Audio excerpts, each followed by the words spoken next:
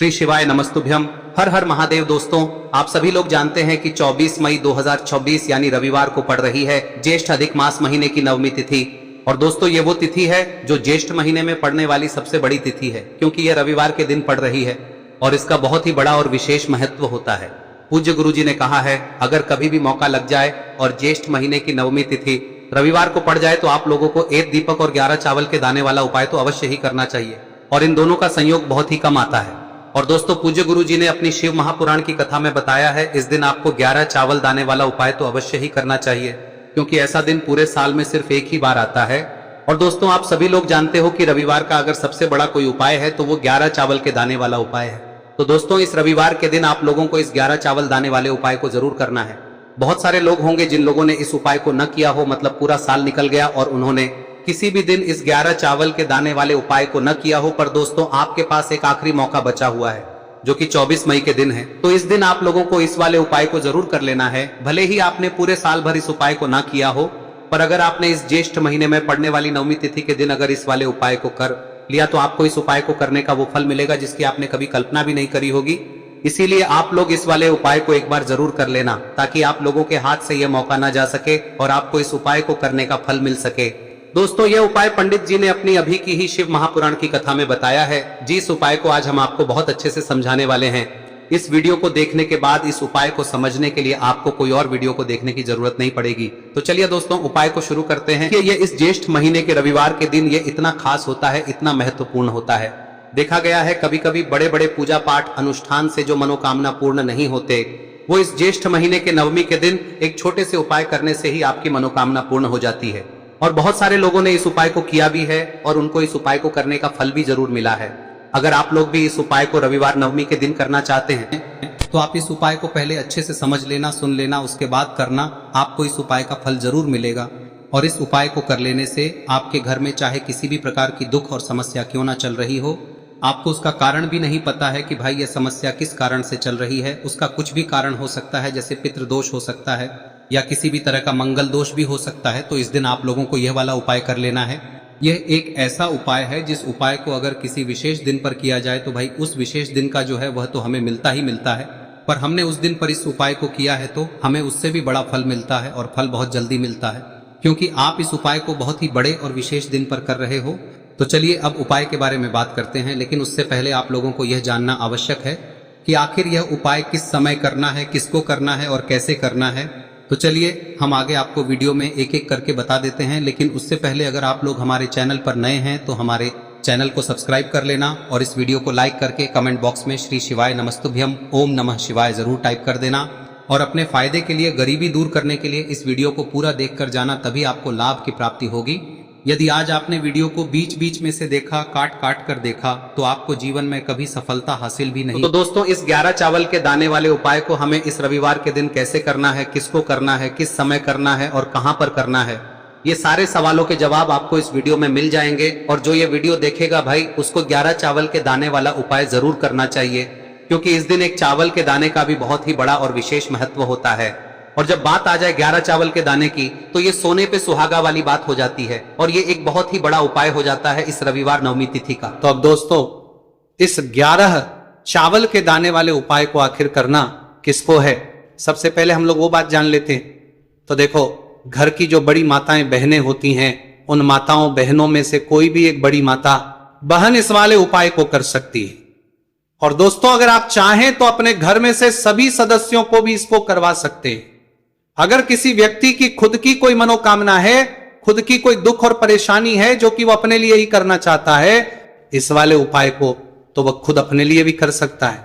बाकी अगर कोई घर में से ऐसा है जो कि अपने पूरे घर परिवार की सुख और शांति के लिए ये वाला उपाय करना चाहता है, तो भाई वो भी कर सकता है, उसमें भी कोई दिक्कत वाली बात नहीं है। कहने का मतलब यह है कि इस उपाय को हर के सदस्य भी कर सकता है, और पूरे घर परिवार के सदस्य के लिए घर की बड़ी माताओं बहनों में से कोई एक माता बहन भी कर सकती है। माताएं बहनें अगर घर में उपस्थित ना हो या वो ये वाला उपाय ना कर पा रही हो, तो फिर घर का कोई बड़ा सदस्य भी इस 11 चावल के दाने वाले उपाय को कर सकता है, चाहे फिर वो पुरुष ही क्यों ना हो, उसमें कोई भी दिक्कत वाली बात नहीं है।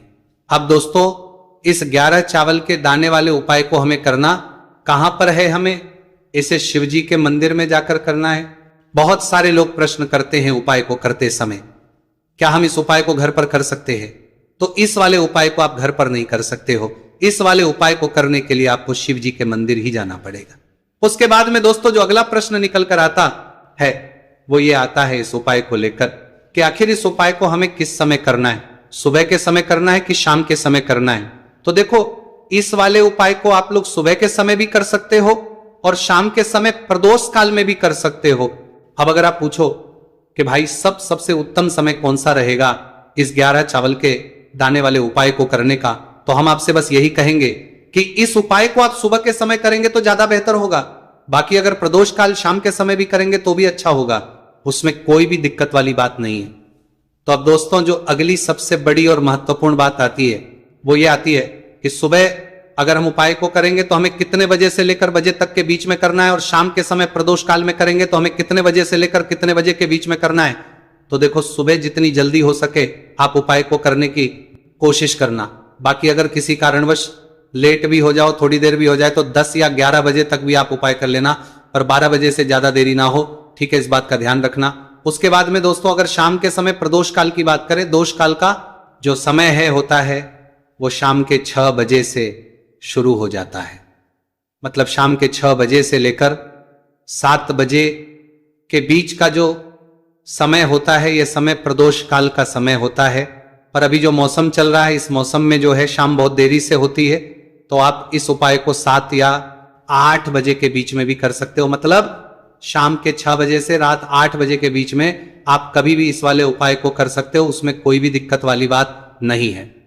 अब दोस्तों यहां पर इस उपाय को लेकर एक और सबसे बड़ी बात यह निकल कर आती है कि इस 11 चावल के दानों को हमें लेना कहां से होता है, और हमें इस उपाय को करने के साथ में क्या और कुछ भी सामग्री ऐसी होती है जो शिव जी के मंदिर लेकर जानी है। तो देखो यहां पर हम आपको बता दें, सबसे पहले आप लोग ये जान लो कि ये जो 11 चावल के दाने वाला उपाय है, सिर्फ और सिर्फ आप उपाय की सामग्री लेकर कभी भी शिव जी के मंदिर मत जाना, क्योंकि हमें भगवान के सामने ये नहीं दर्शाना है कि अगर हम भगवान शिव जी के मंदिर आए हैं तो अपने फायदे के लिए आए हैं। तो इसलिए जो भी पूजन सामग्री है, उपाय सामग्री है 11 चावल के दाने, इसके साथ में आपको पूजन सामग्री भी जरूर लेकर जाना है।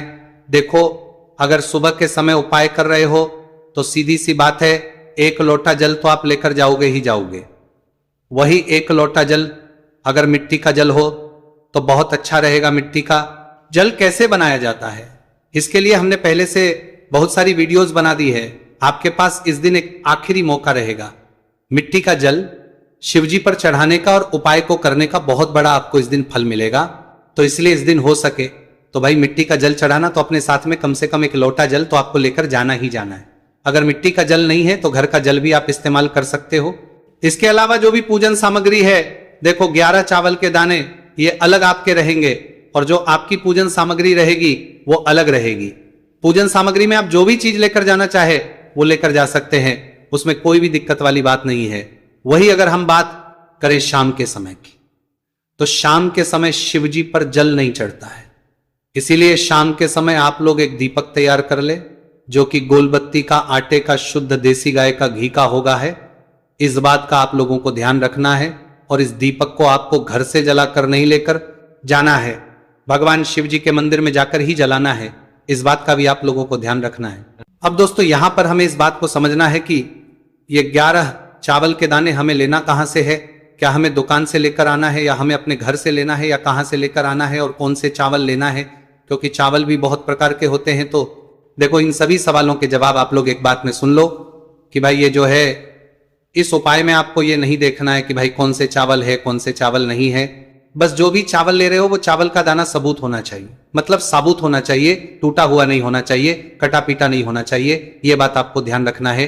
बाकी आपका चावल बासमती हो या सादा चावल हो या कोई सा भी चावल हो, उसमें कोई भी दिक्कत वाली बात नहीं है। तो सीधी सी बात है कि आपके घर के रसोई घर में जहां पर आप भोजन बनाते हो, वहां पर जो भी चावल आपके उपस्थित हो, उन चावलों में से अपनी 1 कटोरी लेना या 1 मुट्ठी चावल अलग से निकाल कर रख लेना, क्योंकि हम 11 चावल ही यहां पर इस उपाय में लेने वाले हैं। तो हमें ये चावल के दाने गिनकर निकालने पर डटेंगे। इस बात का आप लोगों को ध्यान रखना है। तो अपने उस चावल की कटोरी में से या चावल में से 11 ऐसे चावल के दाने आप लोग निकाल लो जो कि टूटे हुए ना हो, कट्टे पीटे ना हो, जिनमें कोई दाग ना लगा हुआ हो, है ना। अच्छे साबुत चावल के दाने 11 दाने आप लोग निकाल कर रख लो और इन किसी भी एक कागज की पुड़िया में या किसी एक छोटी सी कटोरी में आप लोग रख लो, ताकि यह सुरक्षित रहे, आपके एक भी चावल का दाना इधर उधर ना हो और आपका उपाय भी पूरा अच्छे से हो जाए। तो भाई जैसे ही आपका उपाय की जो सामग्री है 11 चावल के दाने ये तैयार हो जाते हैं, उसके बाद में आपको जो भी अपनी पूजन सामग्री है सुबह के समय कर रहे हो तो एक लोटा जल या पूजन सामग्री जो लेकर जाना चाहो उसकी भी तैयारी कर लेना, और किस समय जा रहे हो तो भाई अपना जो दीपक है उसे तैयार कर लेना, ठीक है। और उपाय को करते समय शुद्धता का विशेष रूप से ध्यान रखना, ठीक है। सुबह सुबह स्नान करने के बाद ही उपाय को करने की आप लोग तैयारी करना। उसके बाद अगर शाम के समय की बात करें तो शाम के समय आपको स्नान करने की जरूरत नहीं है, पर शुद्धता का ध्यान रखना है। आपको स्नान तो नहीं करेंगे, आप हाथ मुंह धोकर भी इस वाले उपाय को शाम के समय प्रदोष काल में कर सकते हैं, इसमें कोई की बात नहीं है। तो आप अपने उपाय की पूरी सामग्री तैयार करके आपके पास ही में जो आपका शिव मंदिर हो वहां पर पहुंच जाइए। सबसे पहले शिव मंदिर में जाकर आप लोगों को उपाय नहीं करना है, पहले भगवान के दर्शन करना है, भगवान से आशीर्वाद प्राप्त करना है, फिर शिव जी की शिवलिंग के पास में आना है। शिवलिंग के पास में आने के बाद आप जो पूजन सामग्री लेकर आए हुए हैं, जैसे कि सुबह गए हुए होंगे तो एक लोटा जल और जो भी पूजन लेकर आए हैं आप उनसे भगवान शिव जी की पूजन कीजिए। सबसे पहले तो एक लोटा जल ही चढ़ेगा, उसके बाद में आपकी पूजन सामग्री चढ़ेगी। उसके बाद में अगर दोस्तों शाम के समय अगर आप इस उपाय को कर रहे हो तो अपने साथ में कम से कम एक जो दीपक है गोलबाती का जो आप अपने साथ में लेकर गए हो, उस दीपक को मंदिर में जाकर अपनी माचिस से जलाना है और उस दीपक को शिवलिंग के पास में रखना है, ठीक है। इस दीपकों के बाद ही आप लोगों को अपना ये वाला उपाय शुरू करना है, और दीपक को ज्यादा पास में मत रखना, वैसे भी गर्मी पड़ रही है, भगवान शिव जी को आंच नहीं लगनी चाहिए, है ना। तो भाई जैसे ही आपकी पूजा अर्चना हो जाती है आप भगवान शिव जी को प्रसन्न कर लेते हैं। उसके बाद में शिवलिंग के पास ही में आप कहीं पर बैठ जाइए, सामने या आसपास जिस जगह पर आपको बैठना हो वहां पर बैठ जाइए और अपने वो 11 चावल के दाने अपने सामने निकाल कर रख लीजिए, क्योंकि अब यहां पर करने की आपको तैयारी करना है। और इस तरीके से जब आप उपाय करेंगे पूजन सामग्री करने के बाद, पूजन अर्चना करने के बाद, तो आपको उपाय का फल बहुत जल्दी और बहुत बढ़ा होकर मिलेगा। तो अपने 11 चावल के दाने अपने सामने निकाल कर रख लेना, और ये जो उपाय है ये आपकी सीधे हाथ की हथेली से होगा, इसलिए इस बात का भी विशेष रूप से ध्यान रखना है। तो सीधे हाथ की हथेली का प्रयोग करके ही आप लोग अपना इस वाले उपाय को करना। अपने सामने जो भी आपकी कागज की पुड्डियां हैं उसको रख लो, या कटोरी है तो भाई उसे अपने सामने रख लो और अपने वो 11 चावल के दाने निकाल लो, ठीक है। उसके बाद में दोस्तों अब आपको क्या करना है कि शिवलिंग आपके सामने होगी, तो आपने वो 11 चावल के दाने एक एक करके आपको शिव जी के शिवलिंग के ऊपर चढ़ाना है। कहां पर चढ़ाना है? शिवलिंग के ऊपर चढ़ाना है, और कहीं पर भी नहीं चढ़ाना है, आपको अपने हथेली से शिवलिंग के ऊपर चढ़ना है। भले ही फिर वो अपने आप जलाधारी पर गिर जाए या मतलब वहीं पर गिर जाए, उसमें कोई दिक्कत वाली बात नहीं है, पर आप चढ़ाओ शिवलिंग के ऊपर ही। तो आपको क्या करना है, अपना पहला चावल उठाना है, श्री शिवाय नमस्तुभयम बोलना है और शिवलिंग पर चढ़ा देना है। इसी तरीके से दूसरा चावल का दाना उठा है, शिवलिंग पर चढ़ाना है और मंत्र बोल देना है, और फिर तीसरा चावल का दाना उठाना है, श्री शिवाय नमस्तुभयम बोलना है और चढ़ा देना है। इसी प्रकार से आपको पूरे 11 चावल के दाने एक एक करके शिवजी के शिवलिंग के ऊपर चढ़ाना है और भगवान से प्रार्थना करते जाना है।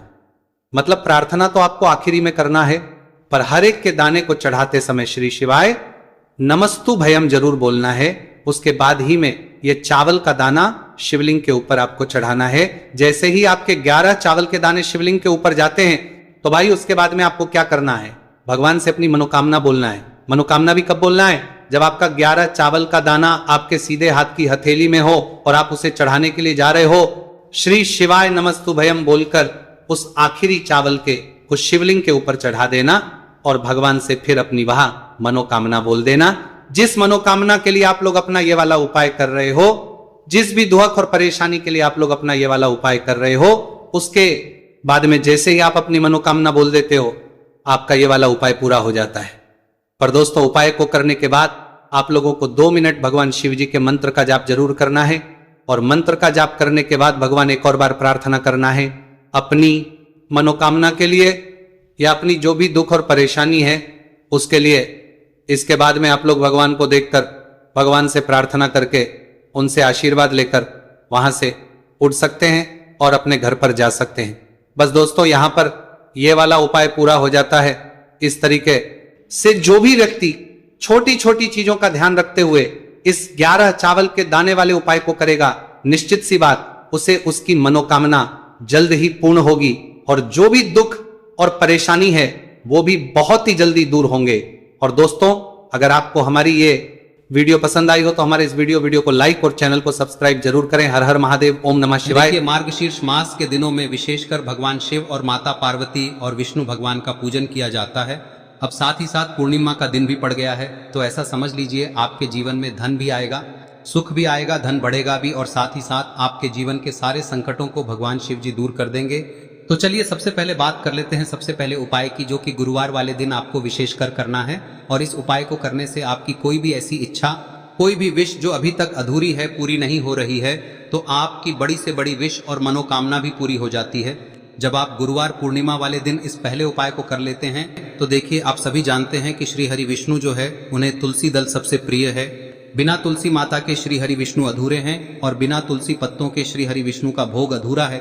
अब श्री हरि विष्णु को प्रसन्न करके आप अपनी किसी भी मनोकामना को पूरा कर सकते हैं, क्योंकि श्री हरि विष्णु प्रसन्न हो गए तो आपकी कोई भी विश और इच्छा मनोकामना अधूरी नहीं रहेंगी। तो आपको तुलसी के 5 पत्ते लेने हैं। अब ये 5 तुलसी के पत्ते जो आपने लिए हैं, ये 5 तुलसी के पत्ते आपको श्री हरि विष्णु को अर्पित करने हैं। अपने घर के मंदिर में ही ठीक है, ऐसा आपको करना है। आपके घर में श्री हरि विष्णु की कोई मूर्ति है, प्रतिमा है, वहां पर यह 5 तुलसी के पत्ते आप रखें और साथ ही साथ एक देसी घी का दीपक गोल बाती का आपको लगाना है। और ओम नमो भगवते वासुदेवाय नमः इस मंत्र का आपको 11 बार जप करना है। देखो मंत्र कौन सा है, ओम नमो भगवते वासुदेवाय नमः, और फिर श्री हरि विष्णु से अपनी विश, अपनी इच्छा, अपनी मनोकामना कह देना। और फिर देखना आपकी विश और इच्छा, जो भी आपकी मनोकामना है, जो भी अपने जीवन में आपको चाहिए। अगर निर्धनता बहुत है, आप अपने घर से गरीबी को दूर करना चाहते हैं, या फिर धन आपका बढ़ता नहीं है, आप चाहते हैं कि आपका धन बढ़े, या फिर आपके घर में फिजूल खर्ची बहुत होती है, पैसा आपके पास नहीं रुकता है, आप चाहते हैं कि पैसा आपके पास रुके, या फिर घर में कोई व्यक्ति ऐसा है जो बहुत बीमार रहता है, या फिर किसी का विवाह नहीं हो पा रहा है, तो जो भी आपकी इच्छा है, जो भी आपके विश है, बस एक बार श्री हरि विष्णु से कह दें। दिन है, साथ ही 7 साल का सबसे बड़ा दिन है। यह दिन इतना उत्तम है कि जो आप श्री हरि विष्णु से मांग लेंगे, जो उनसे कह देंगे, वह आपकी विश, आपकी मनोकामना को बहुत जल्दी पूरा कर देंगे। तो यह पहला उपाय है। चलिए बात करते हैं दूसरे उपाय की। देखो, यदि आपके जीवन में आर्थिक संकट बहुत अधिक हो रहे हैं, धन की समस्या लगातार जीवन में बनी हुई है, एक एक रुपयों को प्राप्त करने के लिए आपको बहुत अधिक मेहनत कर रहे हैं, तो आज रात्रि में सोने से पहले आपको हो यह चमत्कारी दीपक का उपाय अवश्य करना है। या फिर यदि आपका जो व्यापार है